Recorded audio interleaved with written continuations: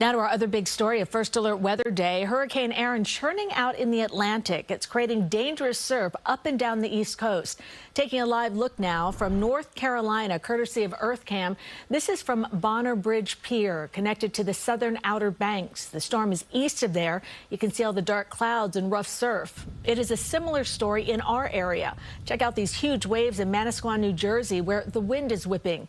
And we saw red flags in place along Coney Island. The city banned swimming at all beaches today. From Long Island to New Jersey, our First Alert weather team's got you covered. Let's start with meteorologist Tony Sadiku in our virtual studio with your First Alert forecast. And Cindy, those images tell the story, right? I mean, not a day you want to be at the beach when you see those angry waters. That's the concern. When you see the storm, too, this is also a concern. Look how close it's getting to our shores. But I'm here to tell you, this is not coming our way. That remains the story. Hurricane hunters have been flying to the storm all morning long and giving us the latest information. Top winds 100 miles per hour. So the storm is weakening.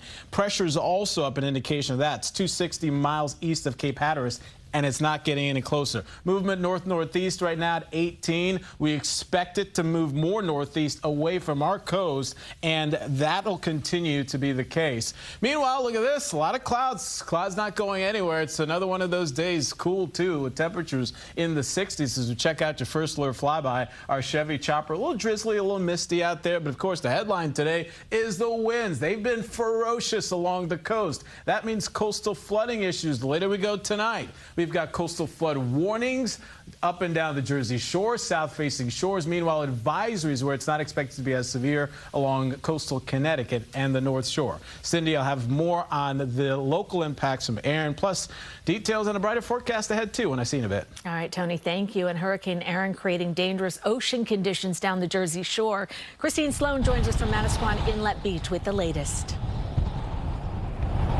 Well, Cindy, you can see those waves crashing into the rocks behind me here at Manasquan Inlet Beach. They're pretty massive, and it is windy out here. That wind is picking up the sand, and it hits your face. It's pretty nasty. Right about now, I wish I had some goggles. Take a look behind me. Beach is empty except for a few people who are taking pictures of those huge waves. Here in Manasquan and down the Jersey Shore, there is a ban on swimming in the ocean. Hurricane Erin is staying away from land, but it is creating rough surf, life-threatening rip currents and gusty winds. Later tonight, the high tide between 6 and 7. We could also see some coastal flooding here in Manasquan, and streets around Watson Creek here could also be inundated with water. A lot of people are coming to the beach, as we were saying, to watch the power of Mother Nature, the incredible churning ocean. We spoke to a mother and daughter earlier. With a lot of the major storms, when you get them offshore, the surf gets really high. It's been rough for the past couple weeks, but now it's just twice as bad. The wind is very strong. We're like both falling over, and the sand is like hitting us. You need goggles? No, my eyes are fine. It's getting in my shoes, like I feel it around my ankles. We're back live in Manasquan. Again, you could look at those waves. They are pretty massive, and the ocean looks pretty angry. And a lot of people here, again, have been coming by to just look at the beauty of Mother Nature. Now, we'll have to see tonight with high tide whether those beach replenishment projects, those barriers that we've been talking about in many towns, will hold up. But right now, there is a ban on swimming at this beach and many beaches across the Jersey Shore. We're live in Manasquan Inlet Beach. Christine Sloan, CBS News, New York. Christine, thank you. Nassau and Suffolk counties are announcing plans to stay prepared for Erin's punch, as well as future storms during the hurricane season. Carolyn Gusoff joins us live in Farmingdale, where details were just announced. Carolyn. Cindy, good afternoon. It was a rare joint appearance by both county executives, Nassau and Suffolk counties, delivering a unified message about the importance of hurricane preparedness, while both counties are preparing for beach erosion and possible street flooding. Now, yesterday we saw those huge waves, and they continued today as Hurricane Erin is expected to impact Long Island with beach erosion.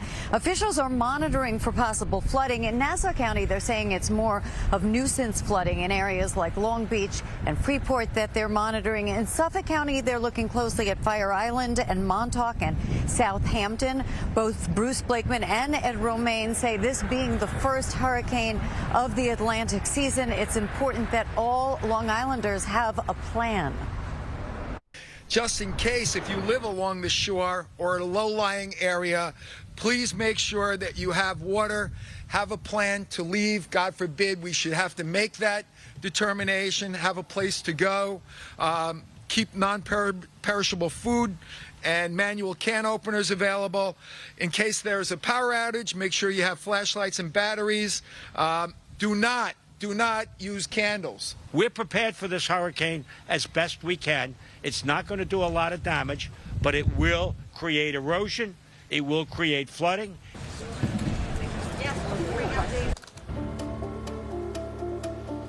And stay with us. We will be tracking Hurricane Erin and all of its impacts. You can find your first alert forecast anytime on CBSNewYork.com.